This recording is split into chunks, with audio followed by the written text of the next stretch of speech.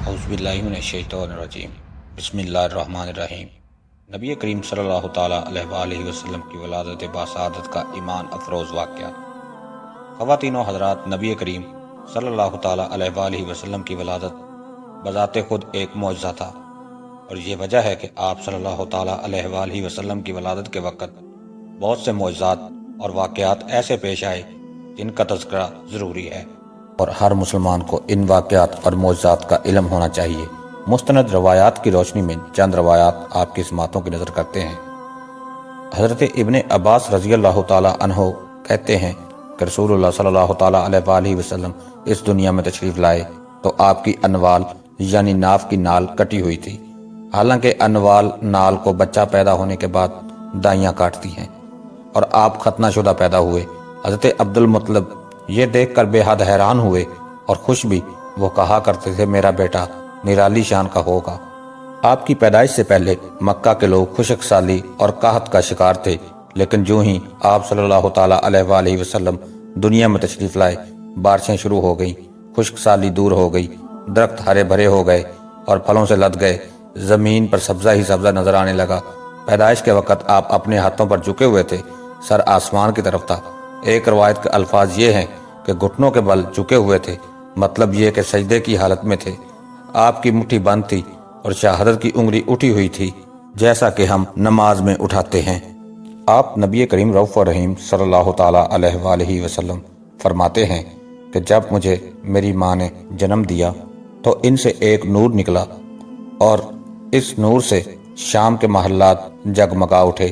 اسی طرح آپ صلی اللہ تعالیٰ علیہ وآلہ وسلم کی والدہ سیدہ آمنہ فرماتی ہیں نبی پاک صلی اللہ تعالیٰ علیہ وآلہ وسلم کی پیدائش کے وقت ظاہر ہونے والے نور کی روشنی میں مجھے بصرہ میں چلنے والے اونٹوں کی گردنیں تک نظر آئیں۔ پیارے دوستو، علامہ صالح رحمۃ اللہ تعالیٰ علیہ نے لکھا ہے کہ آپ صلی اللہ تعالیٰ علیہ وآلہ وسلم پیدا ہوئے تو آپ نے اللہ کی تعریف کی۔ ایک روایات میں یہ الفاظ آئے ہیں جس کا ترجمہ ہے اللہ تعالیٰ سب سے بڑا ہے، اللہ تعالیٰ کی بے حد تعریف ہے، اور میں صبح و شام اللہ کی پاکی بیان کرتا ہوں۔ دوستو، جہاں تک بات ہے آپ نبی کریم رؤوف الرحیم صلی اللہ تعالیٰ علیہ وآلہ وسلم کی ولادت کے دن کی، کہ آپ صلی اللہ تعالیٰ علیہ وآلہ وسلم کی ولادت کس دن ہوئی، تو اس بات پر سب کا اتفاق ہے وہ پیر کا دن تھا۔ آپ صبح فجر طلوع ہونے کے وقت دنیا میں تشریف لائے۔ تاریخ پیدائش کے سلسلے میں بہت سے قول ہیں۔ ایک روایت کے مطابق 12 ربیع الاول کو پیدا ہوئے، ایک روایت 8 ربیع الاول کی ہے، اور ایک روایت 2 ربیع الاول کو پیدا ہوئے۔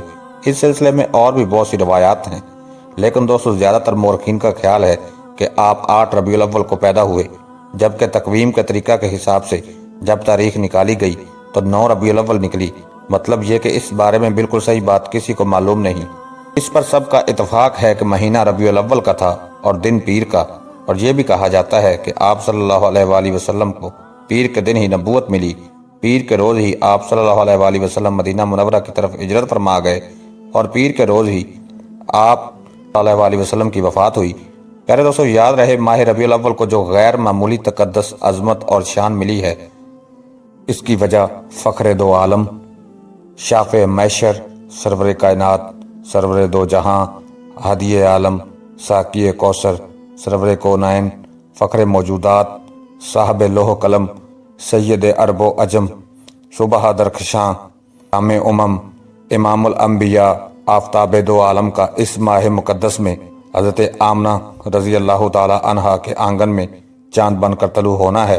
ایسا چاند جو پہلے دن سے آج تک اور روز محشر تک غروب نہ ہوگا، جس کی چمک کو کبھی اندیشہ زوال نہیں۔ وہ عظیم مسیحا کہ جس کے قدموں سے اٹھنے والی خاک کے ذرے جس پر پڑ گئے وہ قیامت تک امر ہو گئے۔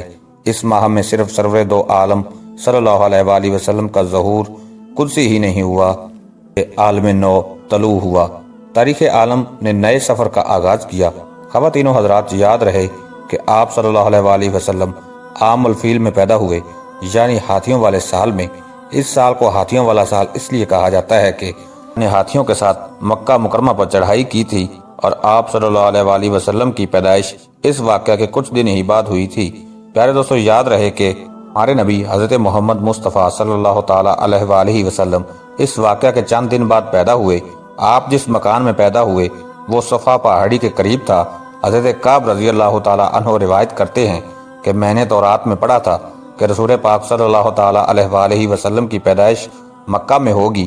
آپ کو بتاتے چلیں کہ حضرت کعب رضی اللہ تعالیٰ عنہ پہلے یہودی تھے، اس لیے تورات پڑھا کرتے تھے۔ روایات میں آتا ہے کہ آپ صلی اللہ علیہ وآلہ وسلم دنیا میں آتے ہی روئے۔ حضرت عبد الرحمن بن عوف رضی اللہ تعالیٰ عنہ کی والدہ کہتی ہیں کہ جب حضرت آمنہ کے ہاں ولادت ہوئی تو میں وہاں موجود تھی۔ ان کا نام شفا تھا۔ فرماتی ہیں جب آپ صلی اللہ علیہ وآلہ وسلم میرے ہاتھوں میں آئے تو روئے۔ آپ کے دادا حضرت عبد المطلب کو آپ کی ولادت کی اطلاع دی گئی۔ اس وقت خانہ کعبہ کا طواف کر رہے تھے۔ اطلاع ملنے پر گھر آئے، بچے کو گود میں لیا۔ اس وقت آپ کی والدہ نے ان سے کہا، یہ بچہ عجیب ہے، سجدے کی حالت میں پیدا ہوا ہے، یعنی پیدا ہوتے ہی اس نے سجدہ کیا، پھر سجدے سے سر اٹھا کر انگلی آسمان کی طرف کی۔ کہتے ہیں کہ حضرت عبد المطلب نے آپ کو دیکھا، اس کے بعد آپ کو لے آئے، حضرت آمنہ کو دیا۔ آپ کو عرب کے دستور کے مطابق ایک برتن سے ڈھانپ دیا گیا، لیکن وہ برتن ٹوٹ کر آپ کے اوپر سے ہٹ گیا۔ سبحان اللہ۔ اس وقت آپ اپنا انگوٹھا چوستے نظر آئے۔ کہتے ہیں کہ اس موقع پر شیطان بری طرح چیخا۔ ابن مخلط میں ہے کہ شیطان صرف 4 مرتبہ چیخا۔ پہلی بار اس وقت جب اللہ تعالیٰ نے اسے ملعون ٹھہرایا، دوسری بار اس وقت جب اسے زمین پر اتارا گیا، تیسری بار اس وقت چیخا جب آپ صلی اللہ علیہ وآلہ وسلم کی پیدائش ہوئی، اور چوتھی مرتبہ اس وقت جب نبی پاک صلی اللہ علیہ وآلہ وسلم پر سورہ فاتحہ نازل ہوئی۔ اس موقع پر حضرت حسان بن ثابت رضی اللہ تعالیٰ عنہ کہتے ہیں 8 سال کا تھا، جو کچھ دیکھتا اور سنتا تھا اس کو سمجھتا تھا۔ ایک صبح میں نے یثرب یعنی مدینہ منورہ میں ایک یہودی کو دیکھا۔ وہ ایک اونچے ٹیلے پر چڑھ کر چلا رہا تھا۔ لوگ اس یہودی کے گرد جمع ہو گئے اور بولے، کیا بات ہے، کیوں چیخ رہے ہو؟ یہودی نے جواب دیا، احمد کا ستارہ طلوع ہو گیا ہے اور وہ آج رات پیدا ہو گئے ہیں۔ دوستو، آپ کو بتاتے چلیں کہ حضرت حسان بن ثابت رضی اللہ تعالی عنہ بعد میں 60 سال کی عمر میں مسلمان ہوئے تھے اور 120 سال کی عمر میں انہوں نے وفات پائی۔ گویا ایمان کی حالت میں 60 سال زندہ رہے۔ بہت اچھے شاعر تھے۔ نبی کریم صلی اللہ تعالیٰ علیہ وآلہ وسلم کو اپنے اشعار میں تعریف کیا کرتے تھے اور دشمنوں کی برائی اشعار میں بیان کرتے تھے۔ غزوات کے موقع پر اشعار کے ذریعے مسلمانوں کو جوش دلاتے تھے۔ اسی بنیاد پر انہیں شاعر رسول کا خطاب ملا۔ حضرت کعب رضی اللہ تعالیٰ عنہ فرماتے ہیں کہ میں نے تورات میں پڑھا ہے کہ اللہ تعالیٰ نے حضرت موسیٰ علیہ السلام کو آپ صلی اللہ علیہ وآلہ وسلم کی ولادت کی خبر دی تھی، اور حضرت موسیٰ علیہ السلام نے اپنی قوم بنی اسرائیل کو اس کی اطلاع دے دی تھی۔ اس سلسلے میں انہوں نے فرمایا، تمہارے نزدیک جو مشہور چمکدار ستارہ ہے، جب وہ حرکت میں آئے گا تو وہی وقت رسول اکرم صلی اللہ تعالیٰ علیہ وآلہ وسلم کی پیدائش کا ہوگا۔ خواتین و حضرات، یاد رہے یہ خبر بنی اسرائیل کے علماء ایک دوسرے کو دیتے چلے آئے تھے۔ اسی طرح بنی اسرائیل کو بھی آپ صلی اللہ تعالیٰ علیہ وآلہ وسلم کی ولادت کے وقت یعنی اس کی علامات معلوم تھیں۔ حضرت عائشہ رضی اللہ تعالیٰ عنہا سے روایت ہے، ایک یہودی عالم مکہ میں رہتا تھا۔ جب وہ رات آئی جس میں آپ نبی کریم صلی اللہ تعالیٰ علیہ وآلہ وسلم دنیا میں تشریف لائے تو وہ قریش کی ایک مجلس میں بیٹھا تھا۔ اس نے کہا، تمہارے ہاں آج کوئی بچہ پیدا ہوا ہے؟ لوگوں نے کہا، ہمیں تو معلوم نہیں۔ اس پر اس یہودی نے کہا، میں جو کچھ کہتا ہوں اچھی طرح سن لو۔